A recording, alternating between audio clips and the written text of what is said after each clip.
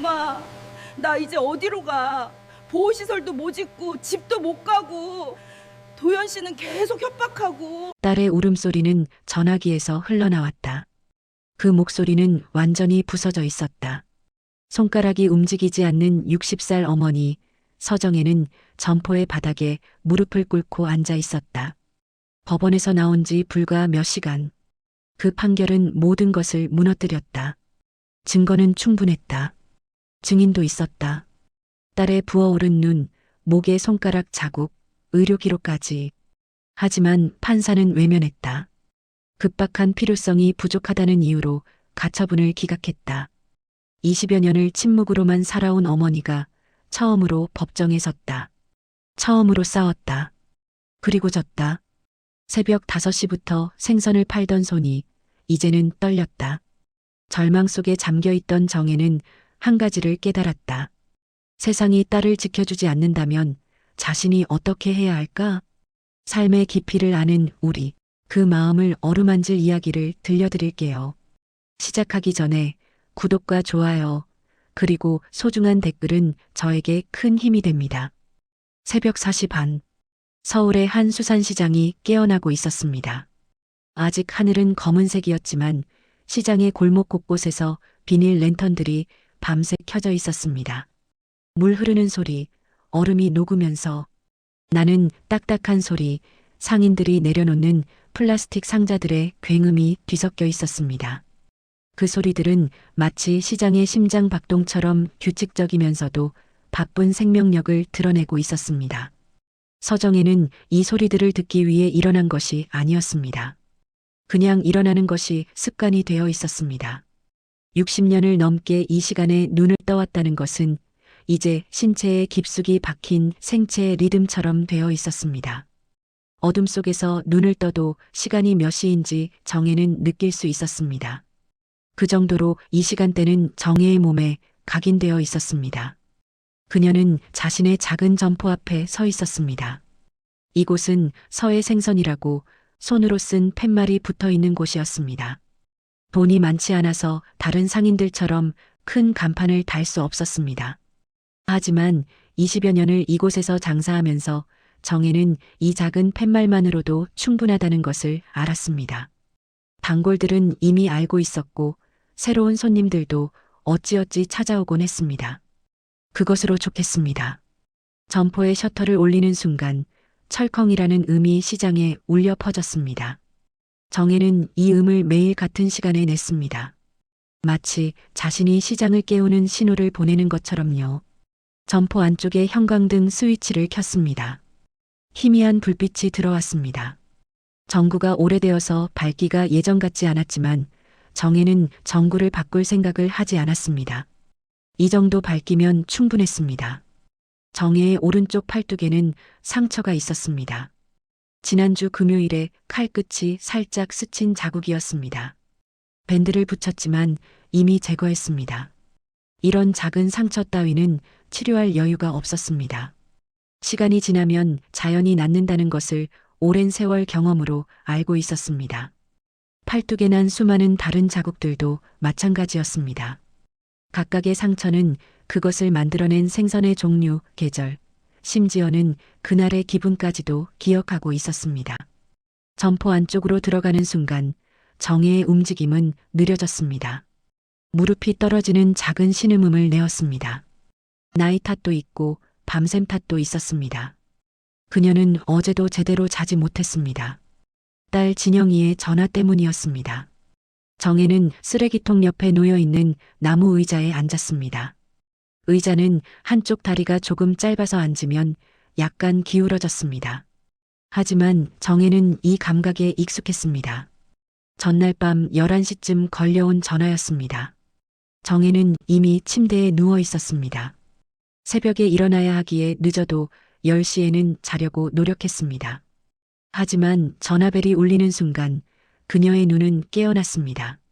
자식의 전화 앞에서는 나이가 많다는 핑계가 통하지 않았습니다. 정혜는 침대에서 몸을 일으켰습니다. 허리가 꺾이는 듯한 느낌을 참으며 휴대폰을 집어들었습니다. 엄마, 지금 자고 있었어? 진영이의 목소리는 작았습니다. 항상 작았습니다. 작은 목소리는 진영이가 남편에게 들키지 않도록 숨어서 전화하고 있다는 뜻이었습니다. 정혜는 이 신호를 이미 여러 번 경험했습니다. 아니다. 막 눈 감으려던 참이야. 뭐 했니? 정혜는 침대에서 일어나 앉았습니다. 전화 목소리를 더 또렷하게 들으려고 휴대폰을 귀에 더 가까이 댔습니다. 동시에 그녀의 자유로운 손은 무의식적으로 주먹을 쥐었습니다. 이것도 습관이었습니다. 엄마, 내가 또 실수를 했어. 회사에서 제출해야 할 보고서를 잘못 정리했대. 도연 씨가 지금 화나서. 진영이는 말을 흐릿하게 끝냈습니다. 정혜는 딸의 목소리에서 울음이 어려운 것을 느낄 수 있었습니다. 전화 너머에서 들리는 진영이의 숨소리는 떨리고 있었습니다. 그녀의 손가락이 더욱 깊이 주먹 안으로 파고들었습니다. 손톱이 손가락살을 그어냈습니다. 그것도 느끼지 못했습니다. 또, 이 한 글자는 정혜의 기나긴 한숨으로 나왔습니다. 침대 옆에 벽에 붙어 있는 달력을 바라봤습니다. 달력에는 빨간 펜으로 표시된 날짜들이 몇 개 있었습니다. 진영이가 겪은 일들을 기록해두기 위함이었습니다. 벽면에는 이미 많은 표시가 있었습니다. 응, 또 그래. 엄마 무서워. 정혜는 더 이상의 말을 들을 수 없었습니다. 그녀의 귀는 배경의 다른 음성을 포착했습니다. 낮고 위협적인 남자의 목소리였습니다. 박도연의 목소리였습니다. 높아진 톤으로 무언가를 소리치고 있었습니다. 정혜는 말의 내용을 정확히 들을 수 없었지만 그 의도는 명확하게 전달되었습니다. 진영아, 끊어. 정혜가 말했습니다. 그의 목소리는 차가웠습니다. 침대에 누워있던 그녀는 이제 벌떡 일어나 있었습니다. 엄마가 뭐라고 했는지 알지? 집 지키라고 했잖아. 넌 왜 자꾸 엄마 걱정을 시키니? 전화 너머에서 도연이의 목소리가 더욱 크게 들렸습니다. 진영이가 무언가를 중얼거렸습니다. 그 다음 전화는 끝났습니다. 아니, 끝낸 것 같았습니다. 정혜는 몇 초간 검은 화면을 바라봤습니다. 휴대폰의 통화 시간은 3분 12초를 표시하고 있었습니다. 그 후 휴대폰을 내려놨습니다. 침대 옆에 탁자 위에 내려놨습니다. 그날 밤 정혜는 다시 누워봤습니다. 하지만 눈은 떠져 있었습니다. 천장의 어둠 속에서 그녀는 생각했습니다. 집을 지키라고 했다. 딸에게 집을 지키라고 했다. 그런데 남편이 돌아가신 후 딸이 지켜야 할 집은 무엇인가? 단순한 건물인가? 가족의 관계인가? 아니면 진영이 자신의 조각난 마음인가? 그녀의 손은 시간이 흐를수록 더욱 깊이 주먹을 쥐었습니다. 손가락에서 피가 나고 있었습니다. 새벽 4시 반 점포의 냉동실을 열 때였습니다. 정혜는 정신을 다시 모았습니다. 손가락은 여전히 굳어 있었지만 그녀의 얼굴은 평온해 보였습니다. 시장의 다른 상인들처럼 그녀도 자신의 감정을 얼굴에 드러내는 것을 배우지 않았습니다. 그것은 생존의 조건이었습니다. 냉동실의 문을 여는 순간 차가운 공기가 그녀의 얼굴을 때렸습니다. 정혜는 눈을 깜빡였습니다. 생선들이 가득 든 플라스틱 상자들이 냉동실 안에 촘촘히 쌓여 있었습니다. 정혜는 손을 뻗어 가장 위의 상자를 꺼냈습니다. 얼음이 양손을 파고들었습니다. 손가락 끝이 하얀색으로 변해갔습니다. 예전처럼 통증을 느끼지 않았습니다. 통증도 습관이 되면 어느 순간부터는 단순한 감각이 되어버립니다. 물리적인 고통은 이제 정혜에게는 배경음악 같은 것이었습니다. 정혜는 상자를 선반 위에 올려놨습니다. 상자에서 물이 떨어져 나가고 있었습니다. 그녀는 옆에 수건을 집어들어 손을 닦았습니다. 수건은 축축했습니다. 하지만 정혜는 계속 손을 닦았습니다. 피가 묻어있는 손가락을 더욱 신경 써서 닦았습니다. 그리고 한숨을 쉬었습니다. 작은 한숨이었습니다. 하지만 그 한숨 속에는 30년의 세월이 들어있었습니다. 억눌린 분노도 참아낸 눈물도 견디어낸 고통도 모두가 그 한숨 속에 있었습니다. 그 순간 그녀의 휴대폰이 울렸습니다. 새벽 4시 55분 정혜는 동작을 멈췄습니다. 손에 들었던 생선 상자를 선반에 내려놓았습니다. 매우 천천히, 매우 조심스럽게 내려놓았습니다. 휴대폰은 계속 울리고 있었습니다. 그녀는 휴대폰을 들지 않았습니다. 대신 몇 초간 그것을 바라봤습니다. 화면에는 알 수 없는 번호가 표시되어 있었습니다. 정혜는 이 번호를 알지 못했습니다. 하지만 그녀의 가슴은 이미 빠르게 뛰고 있었습니다. 왠지 이 전화가 평범한 것이 아니라는 것을 느낄 수 있었습니다. 마치 시장의 공기 자체가 그것을 알려주는 것 같았습니다. 새벽 전화. 정혜는 여전히 휴대폰을 들지 않았습니다. 화면은 계속 밝혀져 있었습니다. 알 수 없는 번호. 처음 보는 번호였습니다. 하지만 정혜의 직감은 이 전화가 무엇을 의미하는지 이미 감지하고 있었습니다. 그녀의 손가락이 조금 떨렸습니다. 울음소리가 멈췄습니다. 그리고 다시 울렸습니다. 정혜는 깊게 숨을 쉬었습니다. 그 숨을 길게 내쉬었습니다.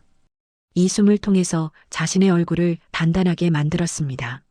마치 방어막을 씌우는 것처럼요. 그 후 휴대폰을 귀에 댔습니다. 여보세요? 정혜의 목소리는 차분했습니다. 하지만 그녀의 손은 떨리고 있었습니다. 휴대폰을 들고 있는 손이 흔들렸습니다. 다른 손으로 그 손을 지탱했습니다. 서정혜 씨이십니까? 남자의 목소리였습니다. 사무적인 톤이었습니다. 경찰이나 관공서 직원 같은 그런 톤이었습니다. 정혜의 얼굴이 창백해졌습니다. 그녀는 무의식적으로 가슴팍을 쳤습니다. 심장이 멈춘 것처럼 느껴졌습니다. 네, 그렇습니다. 저는 강북구청 건강보험심사평가원 담당자 이충준입니다. 급한 연락을 드리게 되어 죄송합니다만 중요한 사항이 있어서. 정혜는 더 이상 말을 듣지 못했습니다. 아니, 들었지만 뇌가 그 말을 처리할 수 없었습니다. 대신 그녀의 몸은 자동으로 반응했습니다. 점포의 나무 의자에 앉아 내려갔습니다. 무릎이 더 이상 자신을 지탱할 수 없었습니다. 서정혜 씨? 들으세요? 정혜가 정신을 차렸습니다. 그녀는 깊게 숨을 들이마셨습니다. 네, 들었습니다. 뭐가 있다는 건가요? 따님 이진영 씨와 관련해서입니다. 이 말이 나오는 순간 정혜의 전 신체가 경직되었습니다. 마치 얼음에 갇힌 것처럼요. 휴대폰을 들고 있는 손이 더욱 심하게 떨렸습니다. 진영이가 무슨 일이 있었어요? 다쳤어요? 정혜의 목소리가 높아졌습니다. 침착함은 이미 무너져 있었습니다. 새벽의 조용한 점포에서 그녀의 목소리만 유독 크게 울렸습니다. 하지만 정혜는 자신의 목소리가 얼마나 큰지 깨닫지 못했습니다. 어젯밤 11시 30분경 이진영 씨가 본인의 주소지인 서초구 레미안 아파트 54동 58호에서 119에 신고했습니다. 신고 내용은 정혜는 휴대폰을 양손으로 집어들었습니다. 마치 떨어뜨릴까봐 더욱 꽉 집어들었습니다. 그녀의 얼굴은 하얀색으로 변해 있었습니다. 신고? 뭘 신고했다고? 신고 내용은 남편에 의한 가정폭력입니다. 신고 당시 이진영 씨는 복부에 타박상이 있었고 왼쪽 팔뚝에는 찰과상이 있었으며 얼굴 좌측에는. 정혜는 휴대폰을 내려놨습니다. 아니, 떨어뜨렸습니다. 휴대폰은 시멘트 바닥에 떨어져서 소리를 냈습니다. 그러나 그 소리도 정혜의 귀에는 들리지 않았습니다. 새벽의 시장은 여전히 바쁘게 돌아가고 있었습니다. 물 흐르는 소리, 상인들의 목소리, 상자가 부딪히는 소리가 계속 들렸습니다. 하지만 정혜는 그 모든 소리에서 고립되어 있었습니다. 마치 투명한 벽으로 둘러싸여 있는 것처럼요. 정혜는 휴대폰을 집어들었습니다. 손이 너무 떨려서 휴대폰이 계속 미끄러졌습니다. 두세 번 떨어뜨렸습니다. 죄송한데요. 죄송한데 다시 말씀해 줄 수 있을까요? 제가 잘 못 들었어요. 정혜의 목소리는 더 이상 그녀의 것이 아닌 것처럼 들렸습니다. 마치 누군가 다른 사람이 말하고 있는 것처럼요. 어젯밤 11시 30분경 이진영 씨가 직접 119에 신고했습니다. 신고 내용은 남편으로부터의 폭력입니다. 현재 이진영 씨는 서초 경찰서에서 진술을 하고 있으며 임시 보호 조치가 내려졌습니다. 보호 조치? 네, 남편의 접근을 금지하는 조치입니다. 그리고 서정혜 씨께 문의드리는 것은 다음과 같습니다. 이진영 씨가 현재 보호시설로 입소하기를 원하고 있습니다. 그러나 그 과정에서 보호자의 동의가 필요합니다. 혹은 적어도 보호자의 연락처가 필요합니다. 이진영 씨가 어머니인 서정혜 씨의 연락처를 남겼습니다. 정혜는 의자에 앉아 있었습니다. 하지만 그녀는 의자 위에 있지 않은 것 같았습니다. 마치 떠 있는 것처럼요. 마치 지명과의 모든 연결이 끊어진 것 같았습니다. 딸이 보호시설로? 네, 맞습니다.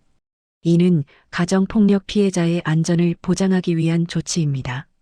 현재 이진영 씨의 안전이 가장 중요한 상황입니다.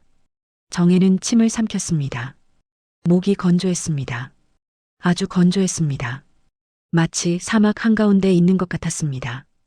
그럼 지금 어디 있다는 거예요? 지금 어디 있어? 그건 보호 절차상 비공개입니다. 다만 이진영 씨는 어머니인 서정혜 씨와의 연락을 원하고 있습니다. 담당자는 추가로 설명했습니다. 정혜는 메모장을 꺼냈습니다.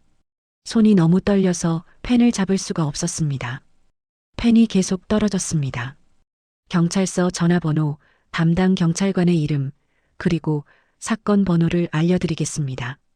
혹시 딸분과 얘기하고 싶으시면 먼저 경찰서에 전화하신 후 대기하시면 담당자가 연결해 드릴 것입니다. 정혜는 메모를 했습니다. 숫자가 무엇인지 모르겠습니다. 그냥 펜을 움직였습니다. 손가락이 움직인 대로 펜이 움직였습니다. 마치 자동으로 움직이는 기계의 일부인 것처럼요. 통화가 끝났습니다. 정혜는 여전히 휴대폰을 귀에 대고 있었습니다. 통화 종료음이 벨소리처럼 울렸습니다. 그 소리도 정혜의 귀를 관통했습니다. 정혜는 휴대폰을 내려놨습니다. 천천히 내려놨습니다. 그리고 앞을 바라봤습니다. 점포의 어둠 속으로요. 새벽 5시. 시간은 계속 흐르고 있었습니다. 하지만 정혜에게는 시간이 멈춘 것처럼 느껴졌습니다. 주변의 모든 소리가 멀어졌습니다. 물 흐르는 소리도 상인들의 목소리도 모두 먼 곳에서 들렸습니다. 정혜는 천천히 일어났습니다. 의자에서 일어나는데 매우 오랜 시간이 걸렸습니다. 무릎이 구부러지지 않았습니다. 마치 그녀의 몸이 석상처럼 굳어 있는 것 같았습니다. 하지만 그녀는 계속 움직였습니다. 왜인지는 모르겠지만 움직여야 한다는 것을 느꼈습니다. 그녀는 냉동실로 걸어갔습니다. 아니, 걸어간 것은 아니고 비틀거리면서 나아갔습니다. 냉동실의 문을 열었습니다. 찬바람이 다시 그녀의 얼굴을 때렸습니다. 정혜는 냉동실 안을 바라봤습니다. 얼음에 갇힌 생선들, 차갑고 굳어진 것들, 마치 자신처럼요. 그녀의 손이 자동으로 동작했습니다. 생선 상자를 집었습니다. 손에서는 계속 힘이 빠졌습니다. 상자가 손에서 미끄러졌습니다. 생선들이 바닥에 흩어졌습니다. 정혜는 그것을 바라봤습니다. 바닥에 흩어진 생선들을 바라봤습니다. 그리고 한 생각이 들었습니다. 집을 지키라고 했다. 그 말이 자신의 목소리로, 그리고 동시에 남편의 목소리로, 그리고 도연이의 목소리로 들렸습니다. 모든 목소리가 뒤엉켜 있었습니다. 정혜는 더 이상 일어나서 생선을 줍지 않았습니다.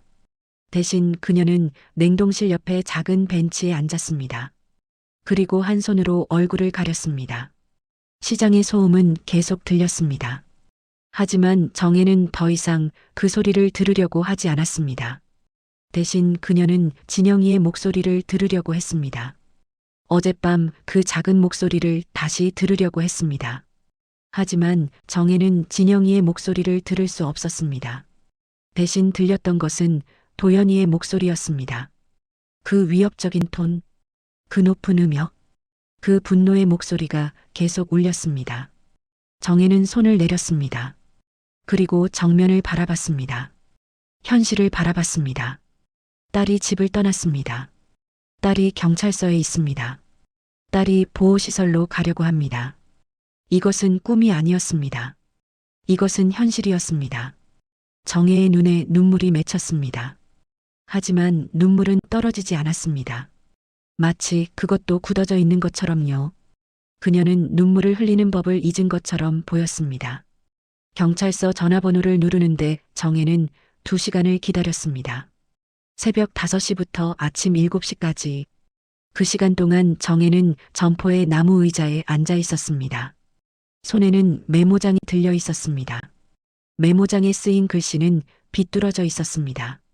마치 취한 사람이 쓴 것처럼요. 하지만 정혜는 술을 마신 적이 없었습니다. 단지 그녀의 손이 통제 불능 상태일 뿐이었습니다. 점포 밖의 시장은 본격적으로 움직이고 있었습니다. 새벽 6시가 되자 상인들의 목소리가 더욱 커졌습니다. 고정 손님들이 들어오기 시작했습니다. 정혜는 이들을 무시할 수 없었습니다. 비록 그녀의 마음이 산산조각 나 있었지만 생선은 팔려야 했습니다. 돈은 모여야 했습니다. 세상은 멈춰주지 않았습니다. 정혜는 일어났습니다. 움직임이 느렸습니다. 마치 물속을 헤엄치는 것처럼요. 손님들에게 인사를 했습니다. 목소리는 정상이었습니다. 적어도 겉으로는요. 생선을 준비했습니다. 손은 여전히 떨렸지만 생선을 자르는 칼은 흔들리지 않았습니다. 60년의 습관이 정혜의 손을 정확하게 움직였습니다. 정신과 무관하게요. 아침 7시 20분. 정혜는 휴대폰을 들었습니다. 경찰서 번호를 눌렀습니다. 손가락이 번호를 잘못 눌렀습니다. 다시 눌렀습니다. 이번에도 틀렸습니다. 3번째 시도에야 번호가 정확하게 입력되었습니다. 서초 경찰서입니다. 어느 일로 문의하신가요? 여성 목소리였습니다. 차분하고 경험이 많아 보였습니다. 저는 이진영의 어머니 서정혜입니다. 밤새 남편에 의한 폭력 신고를 했다고 들었습니다. 제 딸을 만나고 싶은데 정혜는 말을 끝내지 못했습니다. 목이 메었습니다. 네. 기다리세요. 담당 경찰관 김정호 형사를 연결해 드리겠습니다. 음악이 나왔습니다. 대기음이었습니다. 정혜는 그 음악을 들으면서 한 발을 들었다 놨다를 반복했습니다. 신경을 어디에 두어야 할지 몰랐습니다. 어머니이신가요? 저 김정호 형사입니다. 남자 목소리였습니다. 따뜻했습니다. 하지만 그 따뜻함이 정혜의 가슴을 더욱 뜨겁게 태웠습니다. 네, 맞습니다. 제 딸은 지금 어디 있는 거죠? 현재 진영 씨는 보호시설에 임시 입소해 있습니다. 안전상의 이유로 위치는 공개할 수 없습니다만 대면 면회는 가능합니다.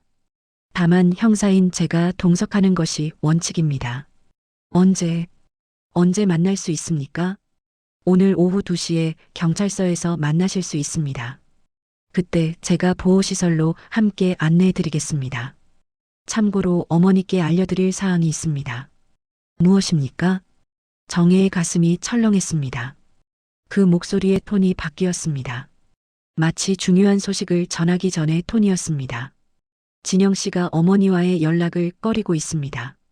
정확히는 남편이 어머니와의 연락을 차단했다고 합니다. 어머니께서 아시는 내용이 있으신가요? 정혜는 말을 잇지 못했습니다. 진영이가 자신과의 연락을 꺼린다? 그건 거짓이었습니다. 아니, 진짜일 수도 있었습니다.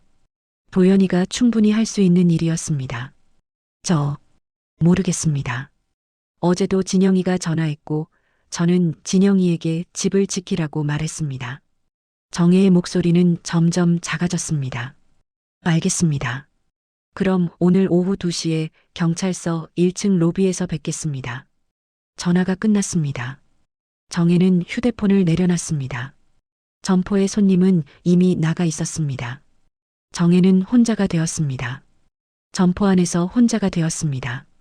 마주할 상인도 마주할 손님도 없었습니다. 오후 1시 정혜는 점포를 닫았습니다. 평일 오후의 시장은 여전히 활동 중이었지만 정혜는 더 이상 있을 수 없었습니다. 그녀는 셔터를 내렸습니다. 철컹. 그 소리가 자신의 결정을 확정하는 것처럼 들렸습니다. 경찰서로 가는 길. 정혜는 버스를 탔습니다. 버스 안은 조용했습니다. 오후의 버스는 언제나 조용했습니다. 창밖으로 서울의 거리가 흐르고 있었습니다. 가게들, 사람들, 자동차들. 모든 것이 정상적으로 움직이고 있었습니다. 하지만 정혜의 세계는 깨져 있었습니다.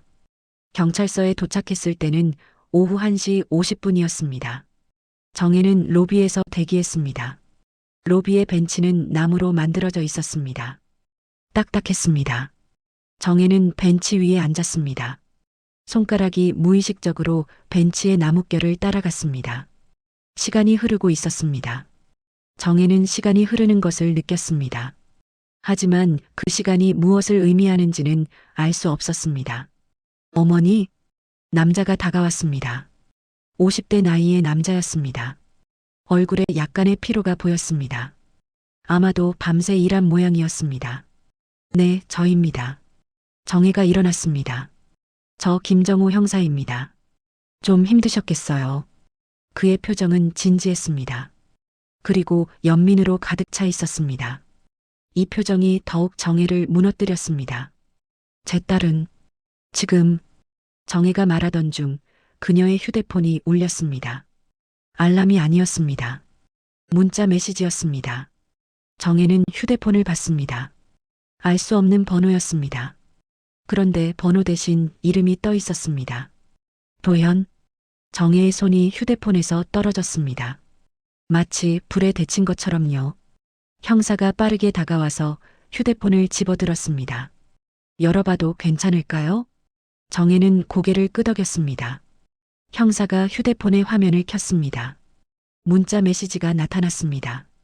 엄마가 된다고 해서 멋대로 하지 말 것. 진영이는 내 아내다.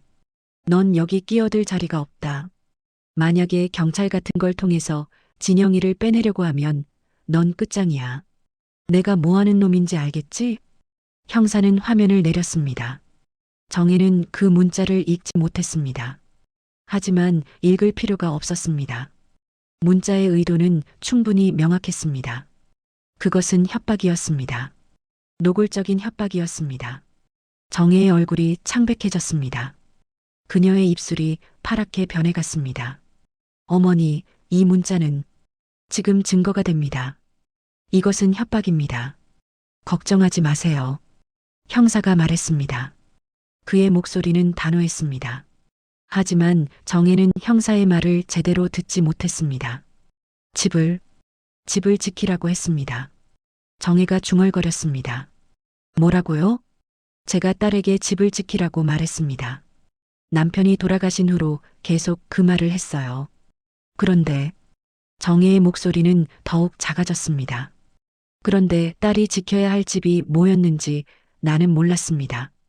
그냥 습관처럼, 그냥 명령처럼 했던 말입니다. 정혜는 경찰서의 로비에 서 있었습니다. 밝은 형광등 불빛 아래서요. 하지만 그녀는 어둠 속에 있는 것처럼 느껴졌습니다. 깊고 검은 어둠 속에 완전히 갇혀 있는 것처럼요. 형사가 정혜의 팔을 잡았습니다. 어머니, 진영이를 만나러 가시죠. 지금 진영이는 어머니를 기다리고 있을 거예요. 정혜는 고개를 끄덕였습니다. 하지만 그 움직임은 기계적이었습니다. 마리오넷 인형의 팔이 움직이는 것처럼요. 그 순간 정혜는 한 가지 깨달았습니다. 정것이 일상이 아니라는 것을요. 정것이 고민거리가 아니라는 것을요. 정것이 작은 문제가 아니라는 것을요. 딸의 남편이 보낸 협박의 문자는 정혜의 세계를 더욱 어둡게 만들었습니다. 하지만 동시에 그것은 정혜에게 어떤 깨달음도 주지 못했습니다. 대신 정혜는 무언가 다른 것을 깨달았습니다. 집을 지킨다는 게 뭐지? 이 질문이 정혜의 마음 깊숙한 곳에 박혔습니다. 그리고 그 질문은 천천히 대답으로 변해갔습니다. 집을 지킨다는 건 진영이를 지키는 것이다. 정혜는 형사를 따라 경찰서를 나갔습니다. 하지만 그녀의 눈은 다른 무언가를 보고 있었습니다. 오직 딸의 얼굴만을요. 그리고 그 얼굴을 어떻게든 다시 마주해야 한다는 절박한 마음만으려. 그 순간부터 정혜의 세계는 변했습니다. 피해자는 더 이상 자신이 아니었습니다. 피해자는 딸이었습니다. 그리고 정혜는 딸을 지켜야 하는 사람이 되었습니다. 이것이 정혜의 진짜 싸움의 시작이었습니다. 보호시설은 강남의 한 주택가에 있었습니다. 일반인의 눈에는 그저 평범한 다세대 주택이었습니다. 하지만 현관에 붙어 있는 작은 팻말이 그곳의 진짜 정체를 드러내고 있었습니다. 서울 가정폭력 피해자 보호시설이라고 쓰여 있었습니다. 형사는 비밀번호를 누르고 문을 열었습니다. 정혜는 현관 앞에서 멈춰섰습니다. 그녀의 발이 움직이지 않았습니다. 마치 그 선 너머의 세계로 가면 뭔가 회복할 수 없는 일이 벌어질 것 같은 두려움이 생겼습니다. 하지만 형사가 그녀의 팔을 부드럽게 잡았습니다. 어머니, 가시죠. 정혜는 그를 따라 안으로 들어갔습니다. 시설 안은 생각보다 밝고 정갈했습니다. 벽에는 화사한 색깔의 페인트가 칠해져 있었습니다. 창밖으로는 작은 정원이 보였습니다. 화분에 심어진 여러 종류의 식물들이 햇빛을 받고 있었습니다. 마치 누군가 이곳을 살기 좋은 공간으로 만들려고 애를 썼다는 것이 느껴졌습니다. 상담실이라고 표시된 문이 있었습니다. 형사가 노크를 했습니다. 작은 목소리가 들렸습니다. 들어오세요. 정혜는 그 목소리를 즉시 알아챘습니다. 딸의 목소리였습니다. 하지만 그 목소리는 예전의 것과 달랐습니다. 더욱 조심스럽고 더욱 조용했습니다. 문이 열렸습니다.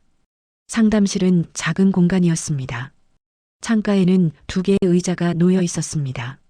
그리고 한 의자에는 진영이가 앉아 있었습니다. 정혜는 딸을 보는 순간 그녀의 모든 힘이 빠졌습니다. 진영이의 얼굴은 멍투성이었습니다. 왼쪽 뺨에는 검은 타박상이 선명했습니다. 왼쪽 눈은 부어 있었습니다.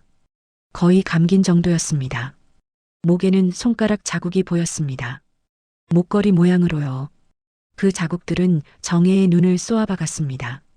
정혜는 딸에게로 달려갔습니다. 천천히가 아니라 거의 뛰다시피요. 그리고 진영이를 안았습니다. 매우 조심스럽게요. 마치 깨질 것 같은 유리 인형을 안는 것처럼요. 엄마. 진영이의 목소리에서 울음이 터져 나왔습니다. 정혜는 딸의 등을 톡톡 두드렸습니다.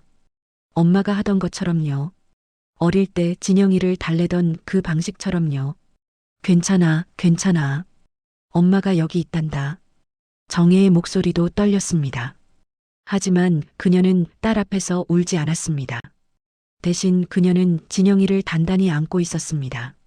마치 자신의 몸으로 딸을 보호하려는 것처럼요. 50분 정도가 지나갔습니다. 딸과 어머니는 계속 말을 나누었습니다. 진영이는 어젯밤에 벌어진 일들을 천천히 조심스럽게 말했습니다. 도연이가 회사에서 받은 스트레스가 그대로 자신에게 쏟아졌다는 것을요. 보고서 하나가 틀렸다는 이유로요. 그리고 그날 밤 식사가 조금 늦어졌다는 이유로요. 처음에는 말로만 했어요. 엄마, 넌 정신이 정상이냐고. 일 따위 더 중요한데 가정을 챙기지 못하냐고. 그리고 저한테 손을 들었어요.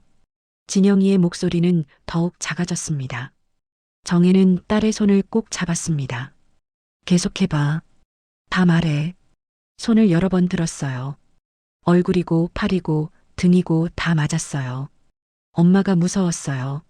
진영이가 정혜를 바라봤습니다. 그 표정은 9살 진영이의 그것과 같았습니다. 어릴 때 진영이가 엄마에게 도움을 청할 때의 그 표정이었습니다. 그래서 내가 할 수 있는 건 뭘까 생각했어요. 경찰을 부르는 수밖에 없었어요. 엄마, 내 남편이 그 계단에서 날 떨어뜨리려고 했어. 정혜는 진영이를 다시 안았습니다. 이번에는 더욱 강하게요. 그녀의 몸이 떨렸습니다. 아니, 정혜의 몸이 떨렸습니다. 엄마, 미안해. 진영이가 중얼거렸습니다. 뭐가 미안해? 넌 뭐가 잘못했어? 정혜의 목소리는 단호했습니다. 하지만 그녀의 눈에서는 눈물이 흘러내렸습니다. 이번에는 정혜가 울었습니다. 오래전에 멈춘 눈물이 이제 흘러내렸습니다. 형사가 조용히 종이를 건넸습니다. 휴지였습니다. 정혜는 눈물을 닦았습니다. 형사가 말했습니다. 어머니, 이제 법적 절차가 필요합니다.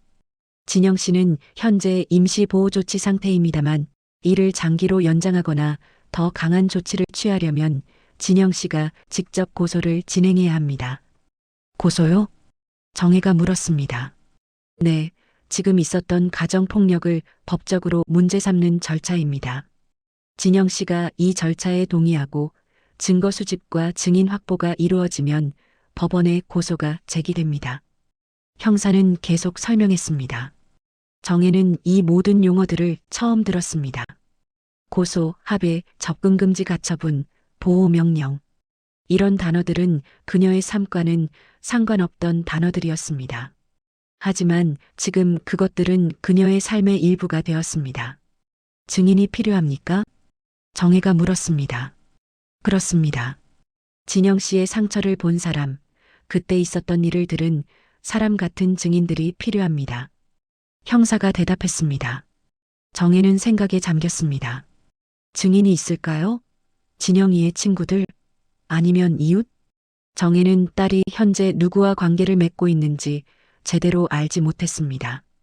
그것이 갑자기 미안했습니다. 형사님, 질문이 있습니다. 정혜가 천천히 말했습니다. 뭐든 물어보세요.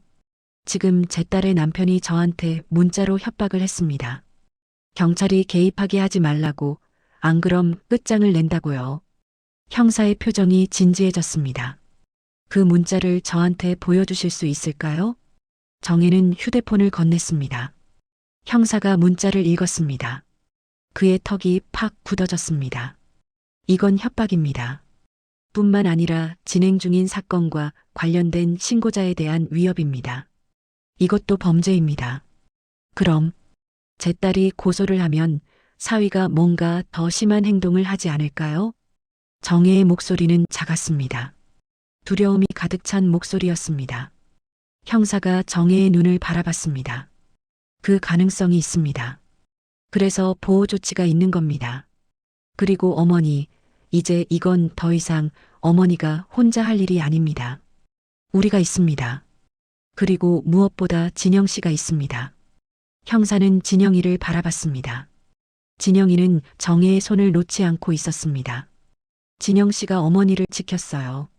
지금 여기서 용기를 내서 도움을 청한 것도, 자신의 상황을 말한 것도, 그것 전부가 자신과 어머니를 지키기 위한 것입니다. 형사의 말이 정혜의 마음에 깊이 들어왔습니다. 그렇습니다. 진영이가 먼저 손을 내밀었습니다. 정혜가 아니라 진영이가요. 정혜는 딸을 바라봤습니다. 딸의 부어오른 눈, 검은 타박상, 목에 손가락 자국. 이 모든 것들이 이 딸이 얼마나 큰 용기를 냈는지를 증명하고 있었습니다. 고소하겠습니다. 정혜가 형사에게 말했습니다. 진영이가 하겠다고 하면 저도 필요한 모든 것에 협력하겠습니다. 증거, 증인, 뭐든 상관없습니다. 형사가 고개를 끄덕였습니다. 그렇게 하겠습니다. 절차를 진행하겠습니다. 정혜와 진영이는 다시 손을 잡았습니다. 더 이상 약한 손잡음이 아니었습니다. 단단한 손잡음이었습니다. 서로를 지키기 위한 손잡음이었습니다. 오후 4시, 정혜는 보호시설을 나왔습니다. 형사와 함께요. 길을 걸어가면서 형사는 다음 절차들을 설명했습니다. 고소장 작성, 초기 조사, 법원 출석. 이 모든 것이 정혜의 머릿속에 하나의 통로처럼 보였습니다. 형사님, 감사합니다. 정혜가 말했습니다. 뭘 하시는 말씀을. 이게 제 일입니다. 형사가 대답했습니다. 하지만 그의 표정은 단순한 직무를 넘어 있었습니다. 그의 눈에는 진심이 있었습니다. 버스 정류장에서 형사와 헤어졌습니다. 정혜는 혼자 버스를 탔습니다. 하지만 이번에는 혼자가 아닌 것처럼 느껴졌습니다. 딸이, 형사가, 그리고 법이 그녀의 옆에 있다는 것을 느꼈습니다. 버스 창밖으로 서울의 저녁 풍경이 흐르고 있었습니다. 햇빛이 점점 낮아지고 있었습니다.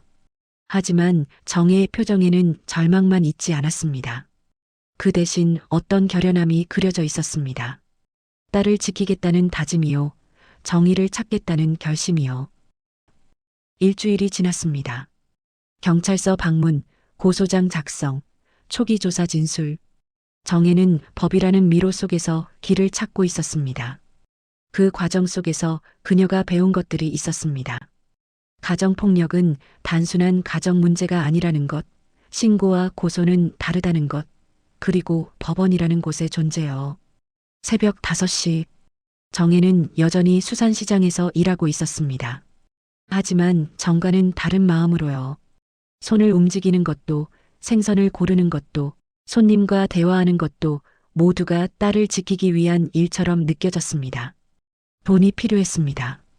변호사비, 법원 출석비, 그리고 진영이가 필요한 모든 것들을 위해요. 오후 2시, 정혜는 다시 보호시설로 향했습니다. 주중 면회는 가능했습니다. 형사의 허락이 있으면요. 이제 이곳은 낯선 곳이 아니었습니다. 정혜는 현관의 비밀번호를 외우고 있었습니다. 상담실에서 진영이는 정혜를 기다리고 있었습니다. 일주일 사이에 진영이의 상처는 약간 호전되었습니다. 왼쪽 눈의 부기가 조금 내려갔습니다. 타박상의 색깔도 검은색에서 녹색으로 변해가고 있었습니다. 하지만 진영이의 눈빛은 여전히 불안정했습니다. 엄마 왔어? 진영이가 일어나서 정혜를 안았습니다. 정혜도 딸을 안았습니다. 일주일 만에 만나는 것도 그렇고 매일 만나도 그럴 것 같은 느낌이 들었습니다. 이제 이 안기는 행동은 단순한 인사가 아니었습니다. 서로가 살아있다는 것을 확인하는 의식이 되었습니다. 응, 엄마가 왔다. 어젯밤은 잘 잤어? 정혜가 물었습니다. 좀 괜찮아졌어. 근데 엄마, 이제 나가야 할 것 같아. 진영이의 목소리가 작아졌습니다. 정혜는 딸을 바라봤습니다. 뭐라고? 여기서 나간다고? 임시보호 조치가 다음 주에 끝나거든. 그럼 다음 단계가 필요한데 형사님이 어머니랑 의논해야 한다고 했어. 정혜는 의자에 앉았습니다. 진영이도 옆에 앉았습니다. 다음 단계가 뭔데? 접근금지 가처분 신청이라고 했어. 법원에 제출하는 건데 도연 씨가 나한테 접근하지 못하도록 하는 명령을 내려달라는 거래. 정혜는 이 용어들을 이미 여러 번 들었습니다. 하지만 여전히 낯설었습니다. 마치 외국어를 배우는 것 같았습니다. 그럼 그걸 신청하면 되지 않나? 정혜가 물었습니다. 그런데 엄마, 이건 도연 씨가 정말로 화낼 거야.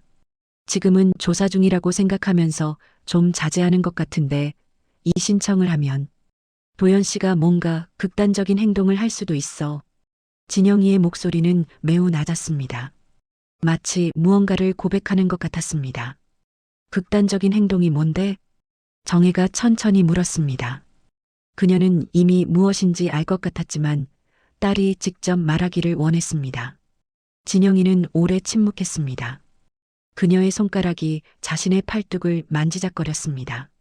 엄마, 도연 씨는 예전에 자해하겠다고 위협한 적이 있어. 내가 말을 안 들으면 자살하겠다고.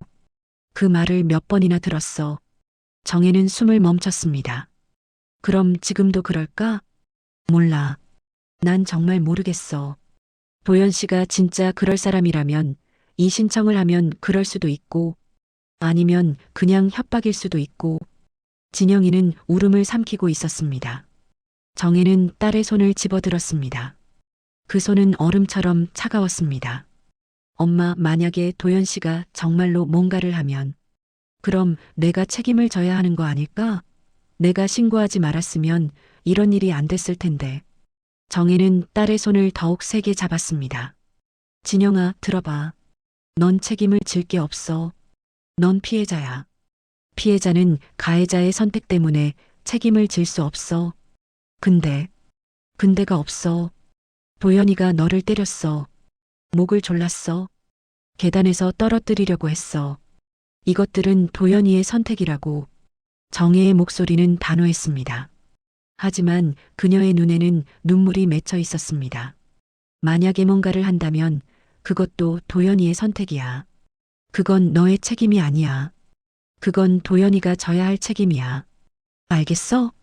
진영이는 정혜를 바라봤습니다. 어머니의 눈빛이 달라졌습니다. 이전의 막연한 두려움이 사라졌습니다. 대신 결연함이 그 자리를 차지했습니다. 엄마, 미안해. 뭐가 미안한데. 내가 이런 남편을 선택해서. 정혜는 딸을 다시 안았습니다. 이번에는 더욱 단단하게요. 진영아, 넌 실수한 거야. 그건 사람이 할 수 있는 실수야. 하지만 지금 넌 그 실수를 바로잡고 있어. 그것만으로도 충분해. 정혜는 딸의 등을 쓸어내렸습니다. 마치 모든 두려움을 밀어내려는 것처럼요. 그리고 말이야, 엄마가 있어. 지금부터는 넌 혼자가 아니야. 엄마가 옆에 있고, 형사님이 있고, 법이 있어. 우리가 너를 지킬 거야. 진영이는 울었습니다. 오랫동안 참았던 눈물들이 모두 흘러나왔습니다. 정혜도 울었습니다. 딸의 울음을 들으면서요. 50분 정도가 흐른 후 정혜와 진영이는 차를 마시기로 했습니다. 시설의 작은 카페에서요. 그곳은 자연스럽지만 감시되는 공간이었습니다. 엄마, 이 며칠간 무슨 일을 한 거야? 진영이가 핫초콜릿을 마시면서 물었습니다. 다양한 일들을 했지. 정혜가 대답했습니다. 어떤 거요? 우선 변호사를 찾아봤어. 형사님이 소개한 법률 상담소에서 만났어. 좋은 분이더라. 그리고 그분한테 우리 상황에 대해서 얘기했어. 뭐라고 하던데? 흔한 사건은 아니라고 했어. 물론 가정폭력 사건은 많지만 이렇게 협박까지 이어진 경우는 의외로 드물다고 했어. 정혜는 차를 마셨습니다. 그리고 또 뭐 했어? 너의 친구들을 찾아봤어. 진영이의 표정이 놀랐습니다. 친구들을? 응, 형사님이 증인이 필요하다고 했잖아. 너의 대학 선후배들, 직장 동료들 중에서. 엄마, 그럼 내가 어떤 친구들이 있는지 어떻게 해? 정혜는 미소를 지었습니다. 내 SNS를 봤지. 진영이의 얼굴이 빨개졌습니다. 엄마, 그건 좀 농담이다. 형사님이 도움을 줬어. 너의 연락처 목록을 보고 가능한 증인들을 찾았지. 정혜는 계속 말했습니다. 그리고 3명을 찾았어. 모두 너의 상처를 본 사람들이야. 1명은 너의 회사 동료고 2명은 대학 때 친구들이야. 그들한테 뭐라고 했어요? 도움이 필요하다고 솔직하게 얘기했어. 그리고 모두 흔쾌히 도와주겠다고 했어. 정혜는 딸을 바라봤습니다.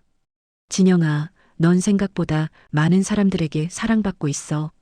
그 사람들이 너를 위해 일어서고 있어. 진영이의 눈에 다시 눈물이 맺혔습니다. 하지만 이번에는 슬픔의 눈물이 아니었습니다. 누군가가 자신을 위해 일어섰다는 감동의 눈물이었습니다. 그리고 하나 더 있어. 정혜가 말했습니다. 뭐예요? 변호사가 말했는데 도연이가 너한테 협박 문자를 보낸 것도 증거가 될 수 있다고 했어. 그리고 너한테 보낸 다른 문자들도 다 수집해야 한다고 했어. 정혜는 자신의 휴대폰을 꺼냈습니다. 내게 찍혀 있는 모든 문자, 모든 증거를 경찰에 제출하는 중이야. 진영은 정혜를 바라봤습니다. 어머니가 변했습니다. 이전의 막연한 어머니가 아니었습니다. 지금의 어머니는 결정적이었습니다. 강했습니다. 그리고 딸을 지키는데 결연했습니다. 엄마, 고마워. 진영이가 작은 목소리로 말했습니다. 뭘 감사한데? 엄마가 해야 할 일을 하는 거지. 정혜가 대답했습니다. 아, 그리고 하나 더. 뭐예요? 다음 주에 법원에 가야 할 것 같아. 접근금지 가처분 신청 판결이 있을 때 우리가 가야 해. 정혜는 진영이의 손을 잡았습니다. 그때 우리는 함께 가. 혼자가 아니고 증인들도 함께 가. 그리고 변호사도 우리 곁에 있을 거야. 우리는 절대로 혼자가 아니야. 진영이는 어머니의 손을 더욱 세게 집었습니다. 오후 4시 정혜는 보호시설을 나왔습니다. 날씨는 맑았습니다. 하늘은 푸르렀습니다. 마치 새로운 시작을 알리는 것처럼요. 정혜는 버스 정류장으로 걸어갔습니다. 그 길 위에서 그녀는 생각했습니다. 일주일 전의 자신과 지금의 자신이 얼마나 달라졌는지를요. 그리고 이제 남은 일들이 무엇인지를요. 가정폭력은 끝나지 않았습니다. 하지만 정혜와 진영이의 저항은 시작되었습니다. 그리고 그 저항은 이제 멈추지 않을 것이었습니다. 법원 출석 예정일은 3월 4일이었습니다. 3월 1일 밤 정혜는 자신의 작은 원룸에서 서류를 정리하고 있었습니다. 작은 탁자 위에는 고소장, 증거사진, 진영이의 의료 기록, 그리고 변호사가 준 참고 자료들이 놓여 있었습니다. 정혜는 돋보기를 들고 각 서류를 하나씩 점검했습니다. 그 과정에서 그녀의 손은 계속 떨렸습니다. 떨림은 추위 때문이 아니었습니다. 불안 때문이었습니다. 오후 8시 정혜의 휴대폰이 울렸습니다. 형사였습니다. 어머니, 중요한 연락입니다. 무슨 일인데요? 정혜의 목소리는 즉시 긴장했습니다. 박도연이 현재 어머니의 주소지로 접근하려고 했습니다. 경찰이 출동해서 저지했습니다만 상황이 복잡해지고 있습니다. 제 주소로? 정혜는 창문으로 밖을 바라봤습니다. 골목의 가로등만 희미하게 보였습니다. 네, 아마도 어머니를 협박하려는 목적으로 보입니다. 그리고 또 다른 소식이 있습니다. 박도연의 변호사가 접근금지 가처분 신청을 기각할 항의를 제출했습니다. 그는 이를 억울함을 나타내기 위한 과장된 신고라고 주장하고 있습니다. 정혜는 침을 삼켰습니다. 목이 또 건조했습니다. 그럼 판결은? 아직 미정입니다. 법원의 판단을 기다려야 합니다. 다만 조사 과정에서 이러한 저항이 있을 수 있다는 것은 예상하셔야 합니다. 형사의 말이 끝나자 정혜는 탁자 위의 서류들을 바라봤습니다. 그 서류들이 갑자기 매우 가볍고 보잘것없어 보였습니다. 형사님, 감사합니다. 정혜는 조심스럽게 말했습니다. 그리고 어머니, 안전주의를 하세요. 박도연이 또 다른 행동을 할 수 있습니다. 전화가 끝났습니다. 정혜는 창문을 다시 바라봤습니다. 이제 그 밖의 어둠이 협박처럼 느껴졌습니다. 그녀는 커튼을 그었습니다. 완전히 닫았습니다. 그리고 출입문의 체인을 확인했습니다. 3번을 확인했습니다. 그 밤 정혜는 거의 자지 못했습니다. 침대에 누웠지만 사소한 음향도 그녀를 깨웠습니다. 건물의 수도음, 이웃의 발걸음, 바깥의 자동차 소리, 모든 것이 위협으로 들렸습니다. 3월 2일, 정혜는 점포를 문을 닫기로 결정했습니다. 변호사가 권고했습니다. 안전이 최우선이라고요. 정혜는 처음으로 평일 점포 문을 닫았습니다. 20여 년 만의 일이었습니다. 그 대신 정혜는 경찰서로 갔습니다. 형사를 만나기 위해서였습니다. 형사는 정혜에게 현재 상황을 설명했습니다. 도연이가 주치 상태에서 경찰에 여러 차례 항해 전화를 걸었다는 것, 그리고 변호사의 조언을 받고 있다는 것. 박도연의 변호사는 매우 능력 있는 인물입니다. 형사가 말했습니다.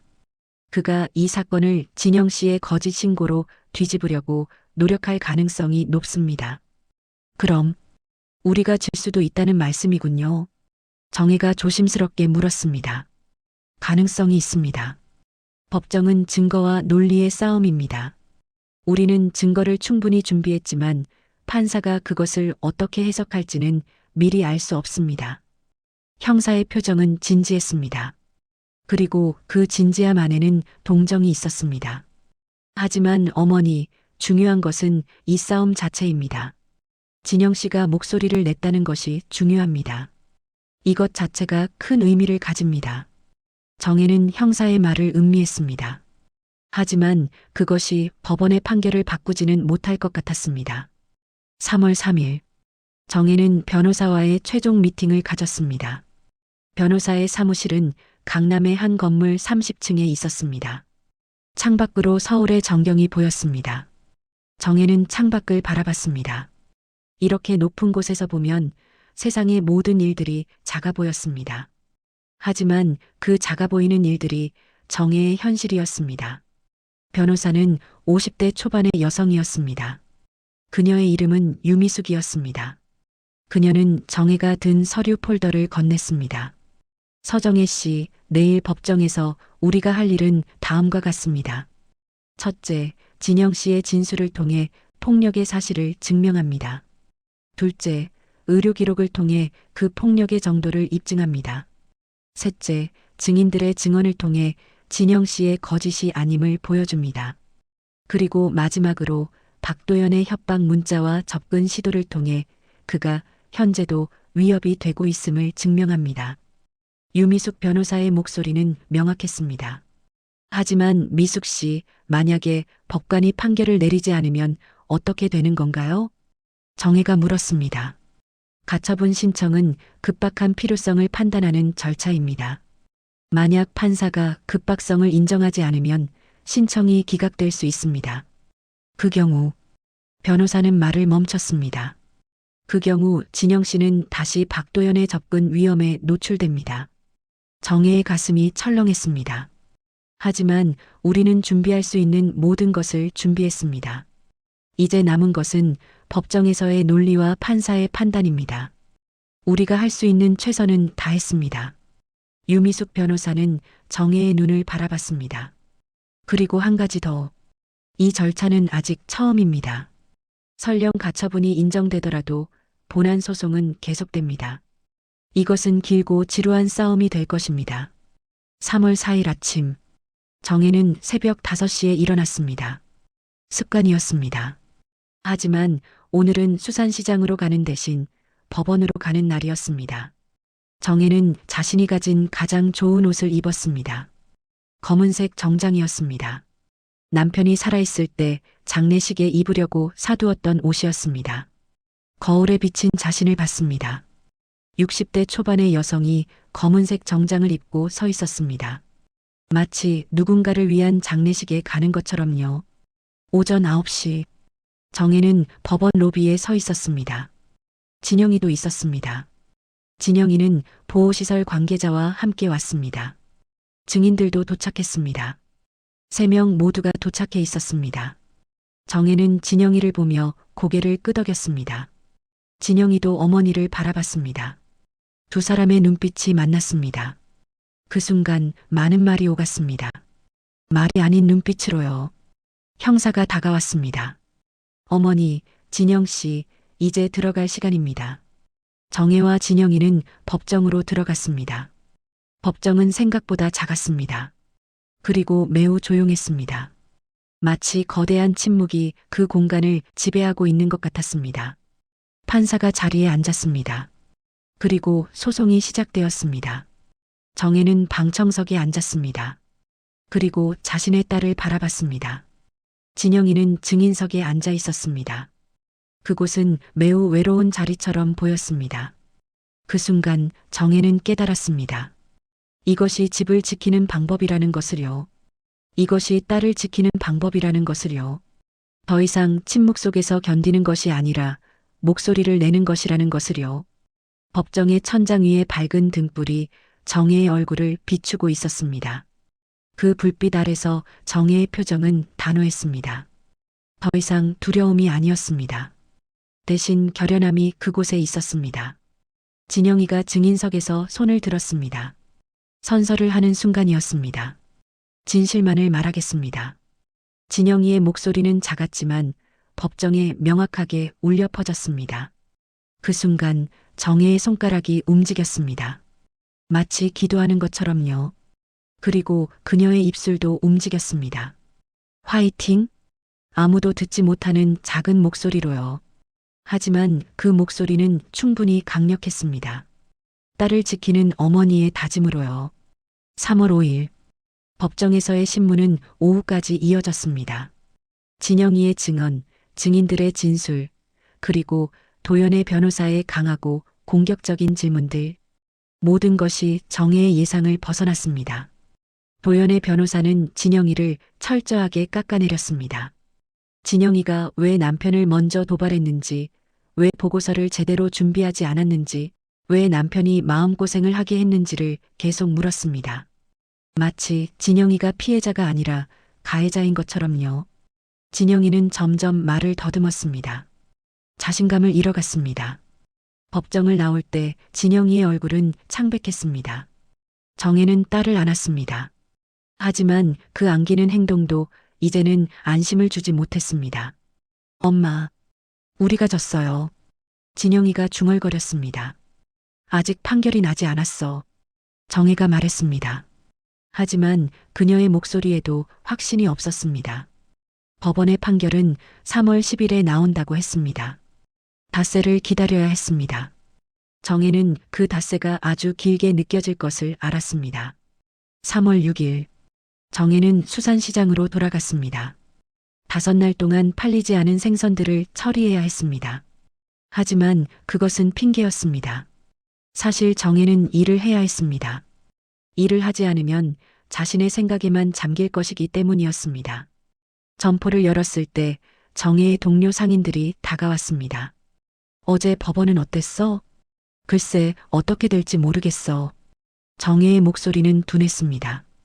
판결이 나올 때까지 기다려야 하는군. 동료 상인이 말했습니다. 정혜는 고개를 끄덕였습니다. 하지만 그녀의 손은 자동으로 움직이고 있었습니다. 생선을 자르고 손님에게 건네고 돈을 받는 모든 행동이 무의식적으로 이루어졌습니다. 정혜의 정신은 법원에 있었습니다. 3월 7일, 형사가 전화를 걸었습니다. 어머니, 중요한 소식이 있습니다. 정혜의 가슴이 철렁했습니다. 무슨 소식인가요? 박도연이 또다시 협박 문자를 보냈습니다. 형사가 말했습니다. 정혜는 바로 휴대폰을 확인했습니다. 새로운 메시지가 있었습니다. 번호는 차단되어 있었지만 내용은 분명했습니다. 이 싸움을 멈춰라. 그렇지 않으면 후회할 것이다. 진영이가 어디에 있든 내가 찾을 수 있다. 그리고 너 늙은 년도 끝장을 낸다. 정혜의 손이 떨렸습니다. 휴대폰이 손에서 떨어질 뻔했습니다. 형사님, 이건 더욱 명백한 협박이자 위협입니다. 그리고 폭행 협박입니다. 형사의 목소리는 단호했습니다. 이 메시지도 증거로 수집하겠습니다. 이는 판사에게 보여질 것입니다. 그럼 이게 판결에 영향을 주겠죠? 정혜가 물었습니다. 형사는 잠시 침묵했습니다. 영향을 줄 가능성이 있습니다. 하지만 판사의 판단에 따라 달라집니다. 정혜는 그 말의 의미를 알았습니다. 아직도 확실하지 않다는 것이었습니다. 3월 8일, 정혜는 밤을 새웠습니다. 침대에 누웠지만 잠은 오지 않았습니다. 생각만 계속 돌았습니다. 만약 판사가 가처분을 기각하면 어떻게 할 것인가? 진영이는 어떻게 보호할 것인가? 도연의 협박은 어떻게 막을 것인가? 정혜는 침대에서 일어났습니다. 새벽 3시였습니다. 그녀는 작은 탁자에 앉아 휴대폰을 들었습니다. 진영이에게 문자를 보내려고 했습니다. 하지만 무엇을 써야 할지 몰랐습니다. 어떤 말도 딸을 안심시킬 수 없었습니다. 결국 정혜는 아무 말도 보내지 않았습니다. 3월 9일, 정혜는 점포에서 한 손님과 싸웠습니다. 생선의 감 때문이었습니다. 손님이 가격이 너무 비싸다고 했습니다. 정혜는 그 순간 갑자기 화가 났습니다. 수십 년을 같은 가격으로 팔아왔는데 지금 그것이 문제냐고 소리쳤습니다. 손님은 결국 떠났습니다. 정혜는 혼자 점포에 서서 자신이 한 말들을 후회했습니다. 하지만 후회는 이미 늦었습니다. 그녀는 손을 떨리는 대로 내버려 두었습니다. 점포의 나무 의자에 앉은 정혜의 얼굴은 무너져 있었습니다. 단단하던 것들이 모두 부서져 내리는 것 같았습니다. 3월 10일 오전 9시, 판사의 판결이 나왔습니다. 형사가 전화를 걸었습니다. 어머니, 그 목소리를 들은 순간 정혜는 이미 알았습니다. 형사의 목소리에 그 결과가 담겨 있었습니다. 판결을 말씀해 주세요. 정혜가 천천히 물었습니다. 접근금지 가처분 신청이 기각되었습니다. 정혜의 세상이 검게 변했습니다. 마치 밤이 갑자기 찾아온 것처럼요. 그녀의 귀에서 소리가 사라졌습니다. 어머니, 듣고 있으세요?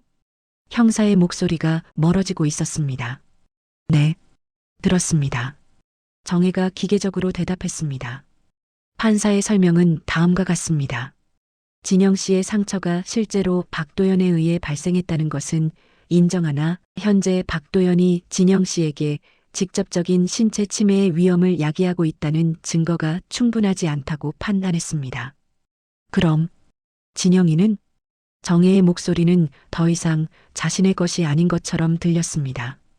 임시 보호 조치가 끝나면 진영 씨는 보호시설을 나와야 합니다. 다만 경찰은 박도연을 계속 감시할 것입니다. 정혜는 형사의 말을 듣지 못했습니다. 단지 하나의 사실만 들렸습니다. 진영이가 보호시설을 나와야 한다는 것. 그 말은 곧 진영이가 위험에 노출된다는 뜻이었습니다. 형사님, 저는 정혜가 말을 시작했습니다. 하지만 이어질 말이 없었습니다. 그녀는 무엇을 할 수 있었나요? 무엇을 해야 했나요? 어머니, 아직 끝이 아닙니다. 이것은 가처분일 뿐이고 본안 소송은 계속됩니다.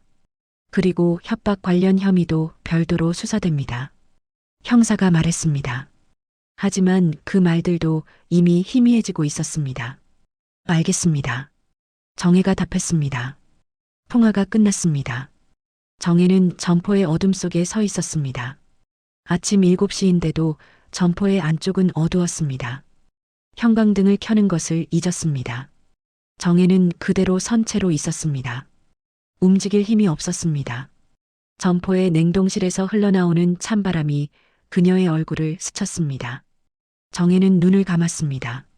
집을 지킨다는 게 뭐지? 그 질문이 다시 떠올랐습니다.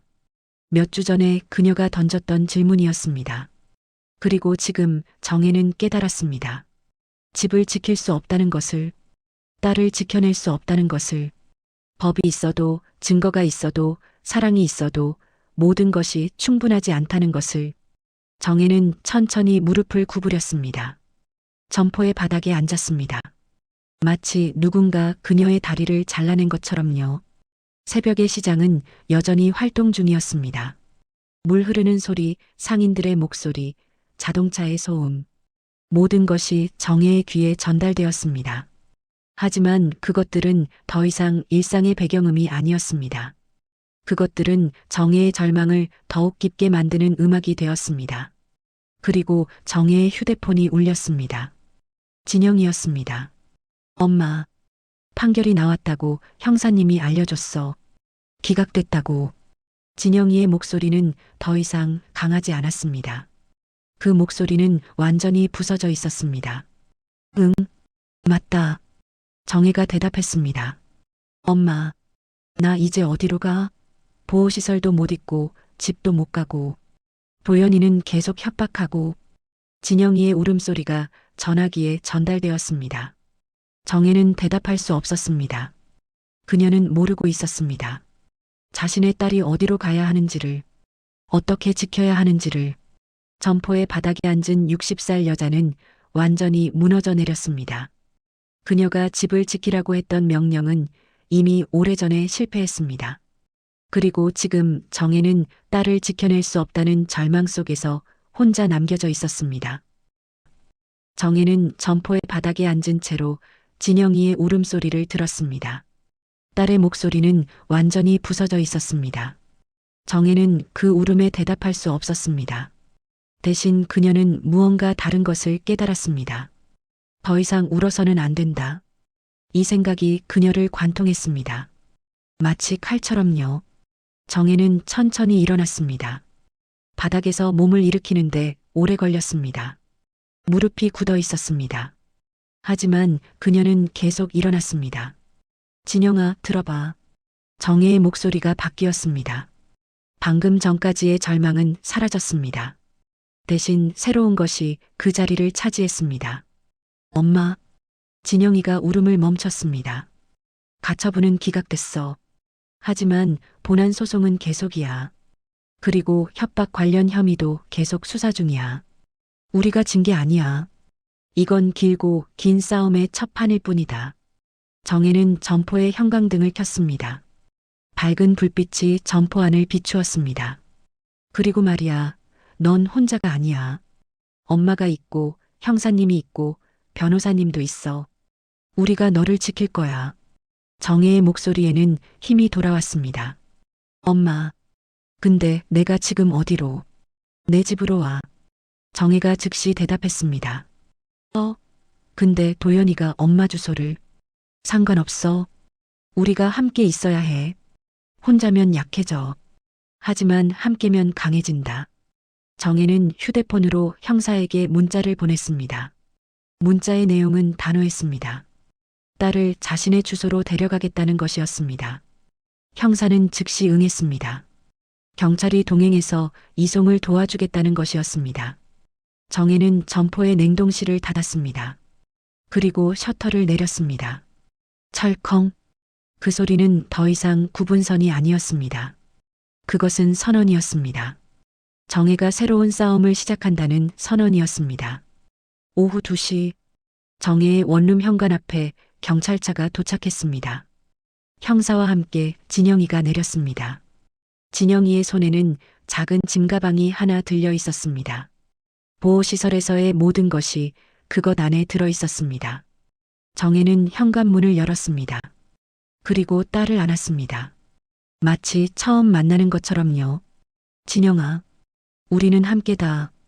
정혜가 중얼거렸습니다. 형사가 정혜를 바라봤습니다. 어머니, 혼자가 아니시라는 것을 기억하세요. 저희가 있습니다. 그리고 법도 있습니다. 이것은 이제 어머니 혼자의 싸움이 아닙니다. 우리 모두의 싸움입니다. 형사의 말이 정혜의 가슴에 닿았습니다. 감사합니다. 정혜가 형사에게 인사를 했습니다. 형사는 잠시 더 있다가 떠났습니다. 정혜와 진영이는 원룸 안으로 들어갔습니다. 원룸은 작았습니다. 침실, 거실, 부엌이 모두 붙어 있는 공간이었습니다. 하지만 지금 이 공간은 정혜와 진영이에게는 가장 안전한 곳으로 느껴졌습니다.